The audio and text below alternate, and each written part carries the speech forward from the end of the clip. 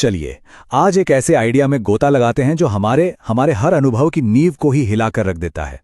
हम बात कर रहे हैं समय की, टाइम की, एक ऐसी चीज जिसे हम हर पल, हर सेकंड महसूस करते हैं, लेकिन शायद ही कभी रुककर उस पर सवाल उठाते हैं। तो इस सफर की शुरुआत करते हैं। जरा एक पल के लिए इस सवाल के बारे में सोचिए। ये तो हमारे हर एहसास को चुनौती देता है ना? पर यह सिर्फ कोई फिलॉसफिकल पहेली नहीं है, बल्कि एक ऐसा विचार है जिसकी जड़ें मॉडर्न फिजिक्स की गहराई में है। आज हम इसी चौंका देने वाले आइडिया के इर्द गिर्द अपनी बात रखेंगे। ठीक है, तो इससे पहले कि हम बहुत गहरे पानी में उतरें, चलिए उस चीज से शुरू करते हैं जिसे हम सब जानते हैं, जिसे हम सब महसूस करते हैं, जिसे कहते हैं समय का तीर। हम सब समय को एक नदी की तरह ही तो महसूस करते हैं। एक ऐसी नदी जो हमें लगातार बस आगे बहाए ले जा रही है। हम पीछे मुड़कर देख सकते हैं अपने अतीत को, लेकिन उसमें वापस नहीं जा सकते। और जो अभी है, हमारा वर्तमान, वो तो बस एक पल है जो तुरंत अतीत बन जाता है। और भविष्य, वो तो अज्ञात है जो अभी आना बाकी है। यही हमारी कॉमन सेंस वाली समझ है।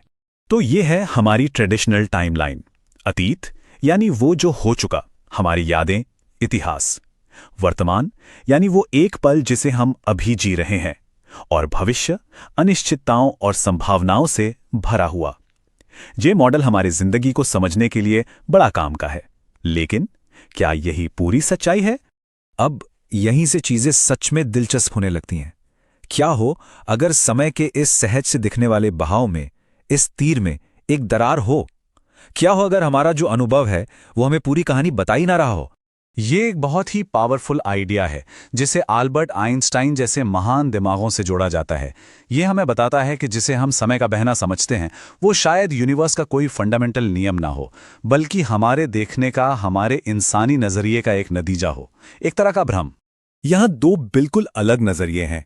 एक तरफ हमारा जाना पहचाना अनुभव है कि समय एक नदी की तरह बह रहा है, लेकिन दूसरी तरफ एक बिल्कुल क्रांतिकारी विचार है कि समय बहता नहीं है।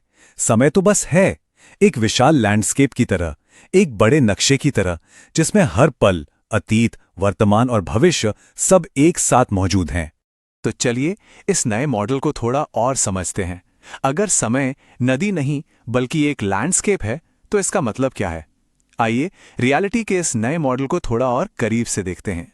इस आइडिया को कहते हैं ब्लॉक यूनिवर्स थियरी। ये आइंस्टीन की थियरी ऑफ रिलेटिविटी से ही निकला एक कॉन्सेप्ट है।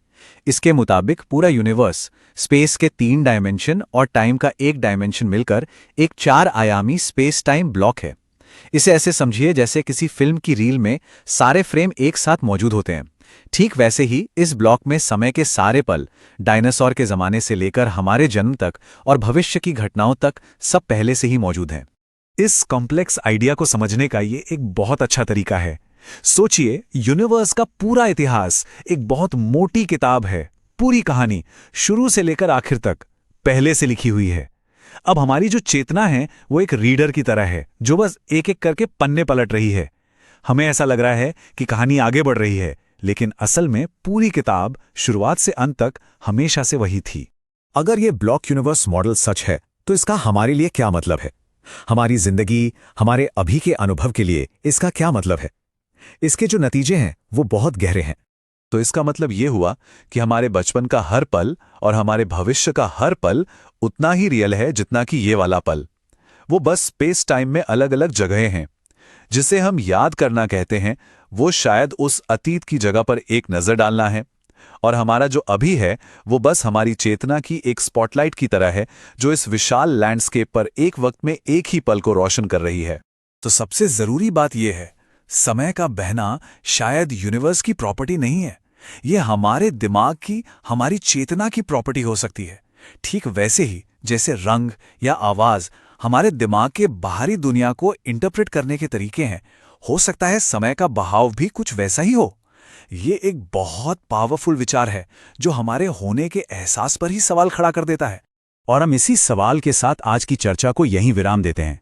अगर हर पल, अतीत, वर्तमान और भविष्य एक समान रूप से रियल है और हमेशा मौजूद रहता है, तो फिर इस अभी का क्या मतलब है? ये एक ऐसा रहस्य है जो हमें रियलिटी की प्रकृति और उसमें हमारी जगह के बारे में और भी ज्यादा सोचने पर मजबूर करता है।